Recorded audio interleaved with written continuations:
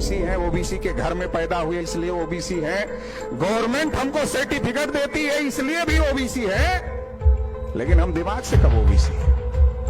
हम दिमाग से कब ओबीसी है? ये मोबाइल हमारा है, सिम कार्ड आप में से कोई लगा दे तो नेटवर्क किसका पकड़ेगा? जिसका सिम कार्ड रहेगा उसका नेटवर्क पकड़ेगा, भले ही मोबाइल हमारा है।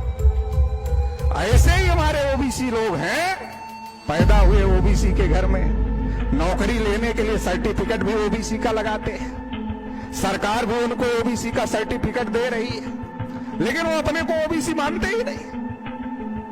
हमारी पहचान ओबीसी कहां है? हम अपने को ओबीसी कहां मान रहे हैं? हम तो अपने को यादव मान रहे हैं, कुर्मी मान रहे हैं और दूसरी जाति मान रहे हैं, हम अपने को ओबीसी कब मान रहे हैं?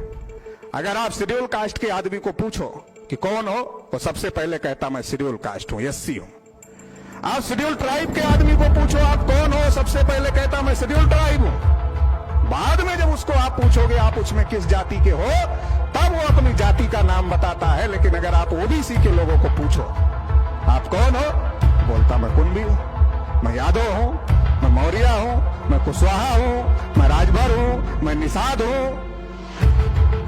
मतलब वो जाति को ज्यादा तवज्जो दे रहा है, अपनी कैटेगरी को जिससे उसको लाभ मिल रहा है उसको तवज्जो नहीं दे रहा है। जाति जो ब्राह्मणों ने बनाई हमको विभाजित करने के लिए, उस जाति को तवज्जो दे रहा है, जो कि फिजिकली नहीं, तो केवल दिमाग में। जाति कहीं नहीं है, जाति केवल दिमाग में है। लेकिन दिमाग में जो जाति है उसकी वजह से हम ओबीसी होकर के नहीं लड़ पा रहे। एक तो ये हमारी जो सबसे बड़ी समस्या है, इसको हम लोगों को समझना हो। ब्राह्मण हमारी गिनती करेंगे ये तो हमको भूल जाना चाहिए। इस पर हमको विश्वास नहीं है कि ब्राह्मण हमारी गिनती करेंगे। ब्राह्मण हमारी गिनती क्यों करेंगे? अपना सत्यानाश करने के लिए करेंगे। कोई भी आदमी अपने पैर पे कुल्हाड़ी मारेगा। मेसराम साहब कहते हैं गधे से गधा आदमी भी अपने पैर पे कुल्हाड़ी नहीं मारता। तो ब्राह्मण तो गधे है नहीं, ब्राह्मण तो अपने को विद्वान कहते हैं। और इतना दिन से हमारे लोगों को गुलाम बना के रखा हुआ है। तो दुनिया का कोई भी गुलाम, दुनिया का कोई भी मालिक अपने गुलाम को आजाद नहीं करता। अगर ओबीसी की गिनती हो गई तो ओबीसी ब्राह्मणों की गुलामी से आजाद हो जाएगा, इस देश का शासक वर्ग बन जाएगा।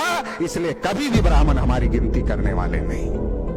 इसलिए हमें ही हमारी गिनती करनी और करवानी पड़ेगी।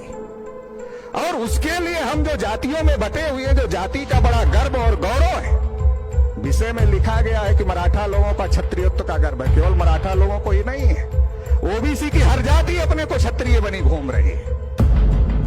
जूते खा रहे हैं लेकिन फिर भी हम क्षत्रिय हैं। जूते खाने में कोई कमी नहीं है, लेकिन क्षत्रिय बने घूम रहे हैं। उससे उनको लगता है कि हम बड़े हो जाए। क्षत्रिय उनको क्षत्रिय मानने को तैयार नहीं। वो खुद ही अपने मुंह से ही अपने को क्षत्रिय मान रहे हैं। तो ये जो हमारी समस्या है कि हम जाति के नाम पर गर्व कर रहे हैं, जाति के नाम पर अभिमान कर रहे हैं, और हम हमारी जो पहचान है ओबीसी, जो हमारी संवैधानिक पहचान है, हम उसको नहीं मान रहे।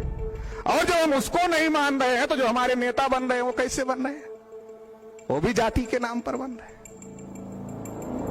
जब हम जाति की पहचान को अपनी पहचान मान रहे हैं तो हमारे नेता भी जाति के नाम पर बन रहे हैं। तो जाति का नेता ओबीसी की लड़ाई क्यों लड़े?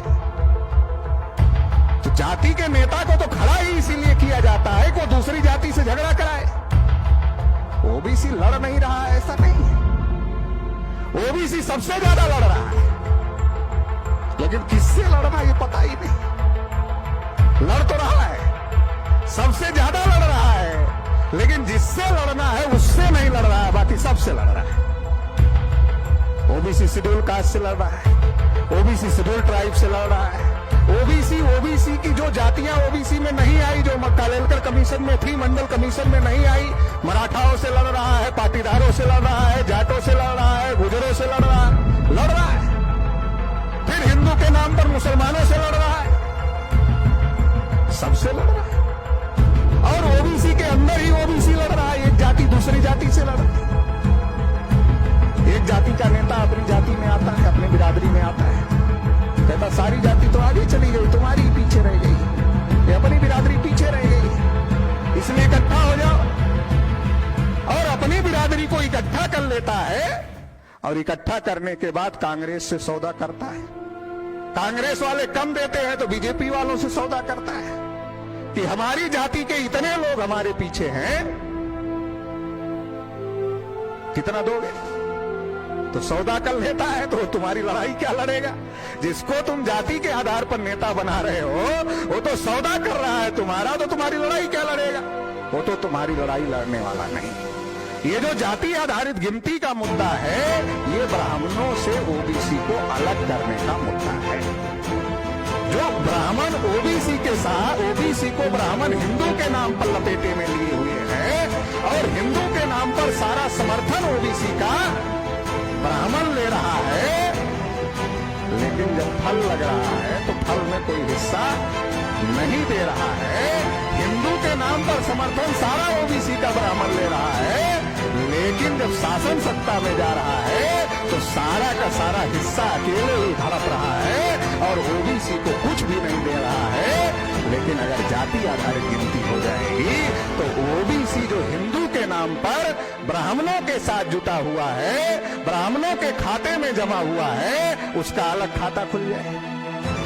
और जब ओबीसी का अलग खाता खुल जाएगा तो ब्राह्मण कमजोर हो जाएगा, अपने आप ही कमजोर हो जाएगा।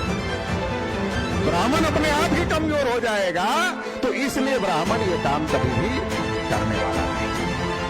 जब जब ओबीसी के लोगों ने लड़ाई लड़ी ब्राह्मणों से, तब ब्राह्मणों का वर्चस्व खत्म हो।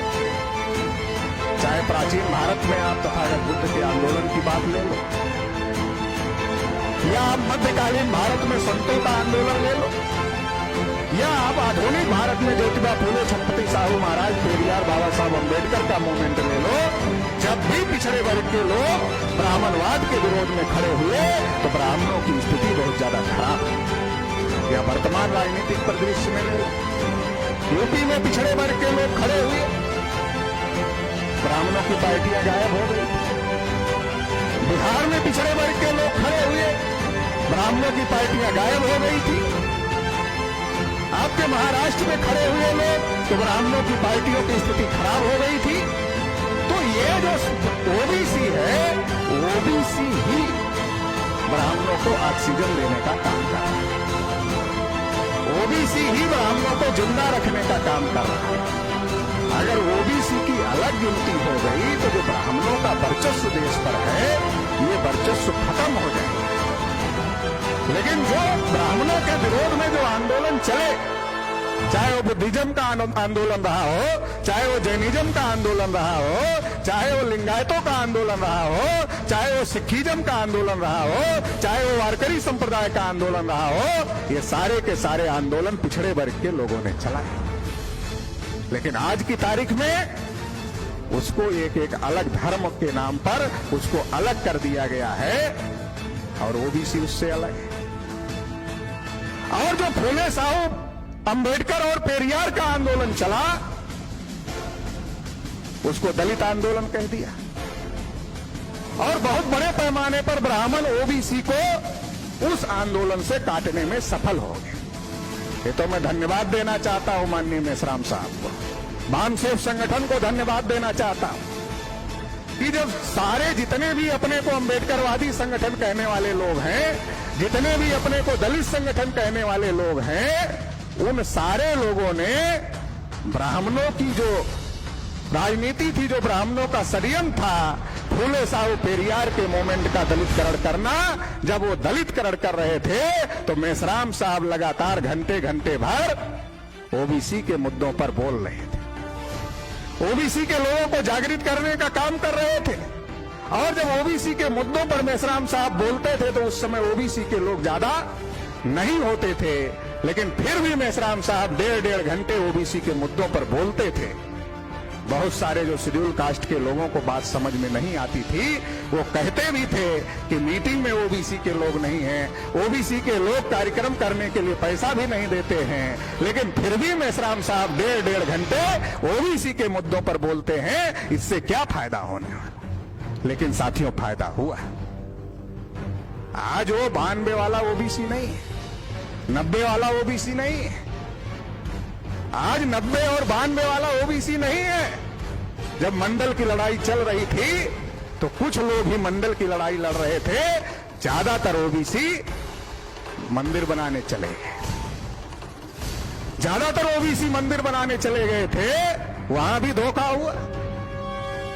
मस्जिद गिराया हमारे लोगों ने, और ट्रस्ट बना तो एक भी ओबीसी को नहीं रखा, सारे के सारे ब्राह्मणों को रखा।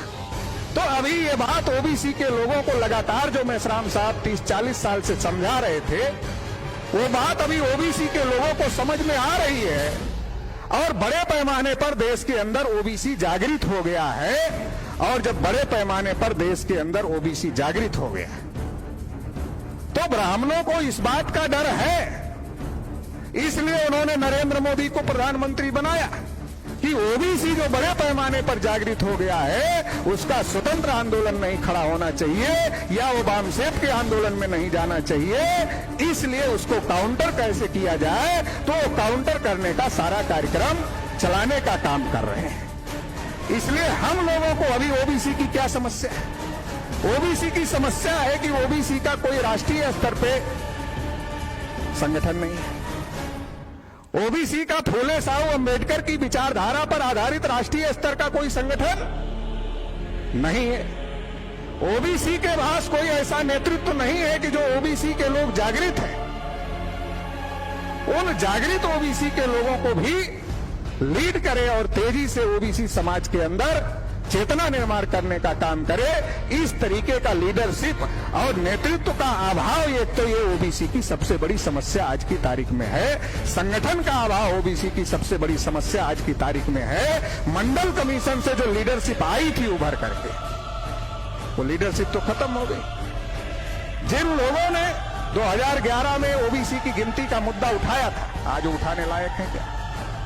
चाहे लालू प्रसाद यादव जी हों, जेल में हैं, मुलायम सिंह यादव जी हैं तो बोलने की स्थिति में नहीं है, रामविलास पासवान जी नहीं रहे, शरद यादव जी को हरा दिया गया, उनकी बेटी को भी हरा दिया गया और पार्लियामेंट में नहीं है, गोपीनाथ मुंडे जी की हत्या हो गई। तो 2011 में जिन लोगों ने ओबीसी की गिनती का मुद्दा पार्लियामेंट में उठाया था, जिन लोगों ने पार्लियामेंट को बंद करने का काम किया था, आज वो लोग भी उठाने की स्थिति में नहीं है। और जो नई जनरेशन है, एक तो उसको समझ नहीं, जो नए नेता हैं तमाम ओबीसी के, जिनको विरासत में चीजें मिली, उनको एक तो समझ नहीं है, और जो थोड़ा बहुत समझ है भी तो